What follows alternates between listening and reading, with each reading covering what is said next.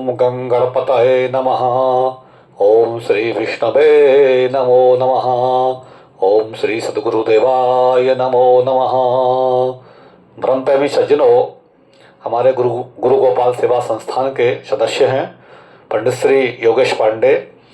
उन्होंने एक प्रश्न किया है कि गुरुजी कृपया बतलाइए कि जैसे हम परिवार में रहते हैं तो माता पिता हैं, पुत्र हैं, पत्नी हैं, तो इनके क्या विशेष लक्षण हैं, क्या इनके लक्षण कर्तव्य हैं, कृपया करके बतलाना चाहिए। जो ज़रूरी है, जैसे संसार में तो माया बहुत है, लेकिन जो शास्त्र विधि क्या कहती है कि इनके जो चिन्ह हैं वो मुख्य रूप से क्या होना चाहिए, बताने की कृपा करें। तो आपको प्रश्न करने के लिए बहुत बहुत साधुवाद। हमारा शास्त्र नीति में ऐसा लिखा हुआ है कि ऋणकर्ता पिता बैरी, माता व्यभिचारिणी, भार्या रूपवती बैरी, पुत्र बैरी अपंडिता। अर्थात इसका अर्थ ये हुआ कि ऋणकर्ता पिता बैरी, यदि कोई पिता संतान उत्पन्न करके और बहुत सा ऋण कर्ज लेके शुरू कर दे, ऋण करना शुरू मैंने ब्याज लेना बैंकों से या अपने परिवार में समाज में दूसरे से कर्जा उठाना शुरू कर दे, तो ऋण करता पिता बैरी, तो संतान के लिए वो पिता ना होकर के शत्रु का रूप ले लेगा।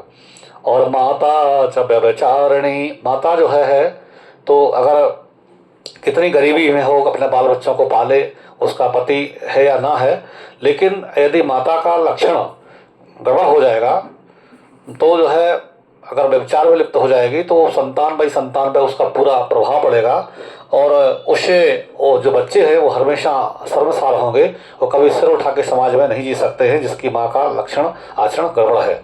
इसलिए हमारी माता बहनों को बहुत हमेशा ये ध्यान रखना होगा कि हमारे चरित्र में कोई दाग ना लगे। इसलिए हमारे यहाँ विवाह की परंपरा है, प्रथा है।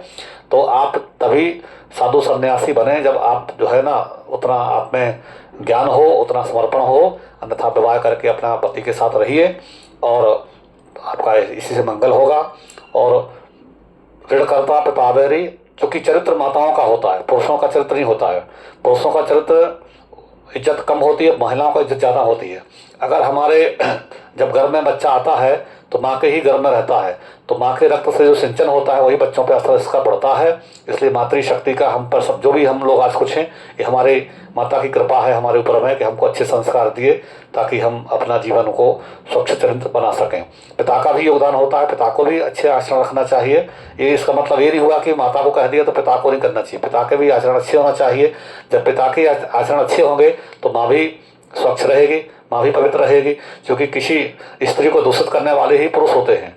इसलिए पुरुषों को भी बहुत अच्छा रहना चाहिए। मेरे कहने का भाव ये नहीं है महिला और पुरुषों में भेद नहीं है, मेरे कहने का भाव ये हुआ कि यहाँ पे ऋणकर्ता पिता बैरी, पिता को बहुत कर्जा लेके बाल बच्चों पर नहीं छोड़ना चाहिए, नहीं बच्चे हमेशा दबे रहेंगे। और माता अच्छा व्यभिचारिणी, क्योंकि माता का जो है मेन उस पर ज़्यादा वजन होता है अपने चरित्र का, स्वच्छ चरित्र। अगर माता सदाचारी है तो उसकी संतान को कभी नीचे शर्म से नहीं उठाना पड़ेगा, वो गरीबी कितने ही रहे। और भार्या रूपपति बैरी, जो है स्त्री जो है हैं अगर, और पुरुष में दोनों में अगर पेयर नहीं है, दोनों में अगर रंग रूप एक जैसा नहीं है तो हीन भावना का शिकार हो जाते हैं। कई बार लोग गलत दृष्टि भी रखने लगते हैं। तो इस प्रकार से पुरुष को और महिला दोनों को ही एक समान होना चाहिए।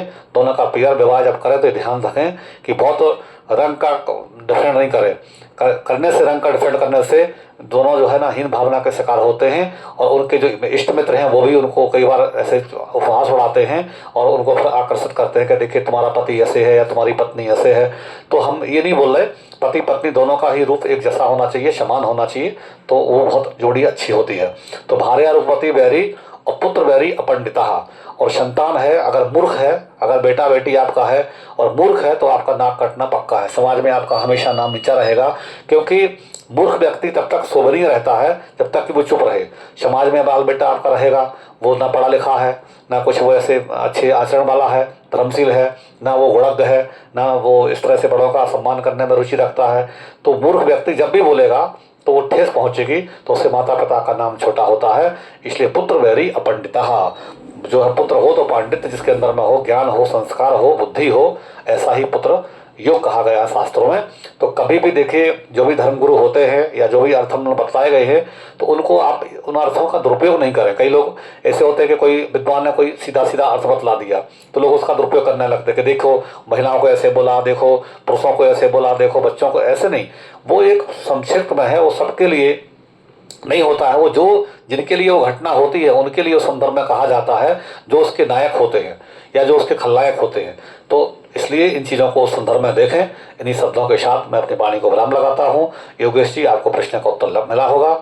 आशीर्वाद, सुखी रहिए।